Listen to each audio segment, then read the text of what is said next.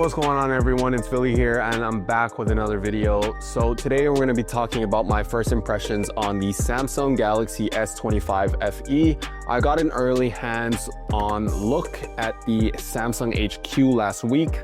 Today is September 4th and they've already been announced. But before we dive in, I want to ask you guys a question. So I've been using the Z Fold 7 for more than 2 months now. Should I switch my phone to the Z Flip 7 and test that out for a couple weeks? Or should I switch over to the S25 FE and test that out for a couple weeks? I'm still kind of on the fence of what to switch over to. I know I need to switch over because I'm gonna have to test out the new Samsung devices, but you let me know.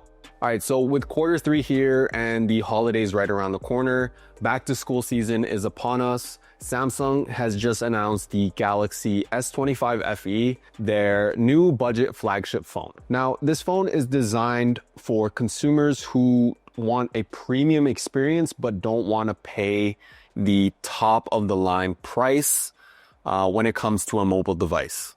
That kind of rhymed. But don't get mistaken, it's still packed with a bunch of AI features and power under the hood. So the base model is going to start at 128 gigabytes with 8 gigabytes of RAM. You're going to be looking at $919 Canadian or about 670 USD. If you want double the storage, you can get 256 gigabytes and 8 gigabytes of RAM for about 999 Canadian or 725 USD. So all the models this year are getting 8 gigabytes of RAM, and I honestly think that's quite enough for a budget flagship phone. I don't think you need anything more than that. I mean, the Z Fold 7 has 12 gigabytes of RAM, but this also has another screen inside, and you're obviously going to be using this a lot more in multitasking, so the extra RAM kind of explains itself for a device like this. So Samsung is always going the route when it comes to simple yet sophisticated colors, and this year is no different. The options that you can pick from for the S25 FE are as followed. So you can pick from jet black, white, icy blue, and navy. Samsung has been doing this approach for about a while now, and I think the S25 FE colors fit right in. Build-wise, the design language of the phone is very familiar to last year's model, but they're slightly smaller and slightly thinner. So this year's S25 FE is going to be 11% lighter, weighing in only at 190 grams. It's also going to be only 7.4 millimeters thick, which is 8% thinner than last year's model. And for perspective, the Z Fold 7 is 8.9 millimeters thick when it is folded up. And I still think that this is extremely thin for what it is, especially when it's folded out, just like that. The screen size remains unchanged at 6.7 inches. The display this year is also a AMOLED display. The aspect ratio is a 1080 by 2340, and it's running a variable refresh rate up to 120 Hertz. For protection, Samsung is sticking with Gorilla Glass Victus on the front and the back, plus a slim aluminum frame around the edges. So the S25 FE is still going to be durable for everyday use, but still give you that premium look and feel. So battery life is also getting an upgrade this year. This year, the battery is going to be 4,900 milliamp hours compared to last year's model, which is 4,700 milliamp hours. And that's actually quite impressive since the phone is getting smaller and thinner, but the battery is getting larger. So kudos to Samsung for doing that. So for charging speeds, you're going to be looking at 45 watts when you are plugged in, or if you like charging your phone wirelessly, you're going to be looking at 15 watts wireless charging.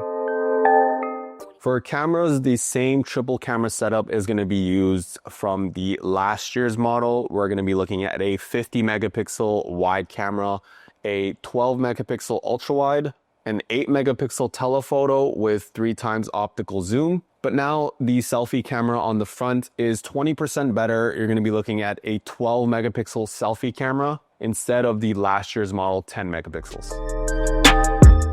Now here's where this gets interesting. So the processor that's in the phone this year is the Exynos 2400, which was the same processor that was used on the S24, the S24 Plus, and this year's Z Flip 7 Fan Edition. So even though that this is considered a budget flagship, you're still gonna be getting flagship level performance. Now let's talk AI. And AI is amongst every single device that you're gonna be looking at this year. So Galaxy AI is packed with a bunch of features. Some of my favorites to note are Circle to Search, which is gonna allow you to basically circle anything on the screen and instantly search it on Google. Another notable one is called Now Brief, which basically summarizes your info and overlays them to you when you need them. Live call translation is also going to be important if you travel a lot or you talk to a lot of people who don't speak the same language as you. And one of my favorite Galaxy AI features to this day has to be their photo editing tools. Now, Galaxy does a really good job at using AI to fill in backgrounds, remove faces, and touch up like nighttime photography. So overall, the S25 FE feels like an awesome addition to the Samsung Galaxy lineup. The phone is slimmer, lighter, has a bigger battery, it has faster charging, the same reliable triple camera setup, and now all of Samsung's latest AI tricks are baked right in. All at a price that's way more accessible than buying, say, an S25 Ultra, a Z Flip 7, or even a Z Fold 7. It's the kind of phone that makes sense if you want flagship level performance, but you don't want to spend over $1,000 for it. And that's my first impressions on the Galaxy S25 FE with my early hands-on look at Samsung HQ. Now, before you go, I need you guys to answer that question I asked you in the beginning. Please comment below, should I switch my Z Fold 7 to either the Z Flip 7 or the S25 FE?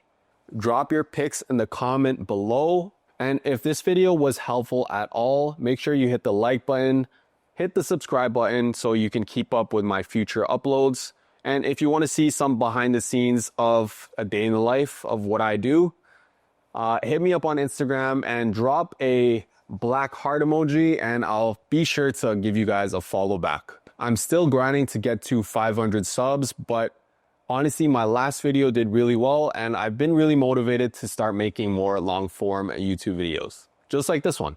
So with that being said, thanks for watching and I'll catch you guys in the next one. Peace.